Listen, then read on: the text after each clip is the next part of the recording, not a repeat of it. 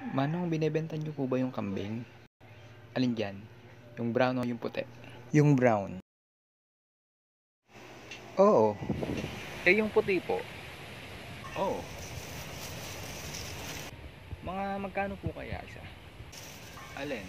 Yung brown o yung puti? Yung brown po. Sa 2,000. Eh, yung puti po. 2,000 rin. Eh, bakit tinatanong niyo pa kung brown o yung puti? Eh, parehas lang po pala sila. Kasi yung brown, akin yun. Kaya pala. Eh, yung puti po. Akin din.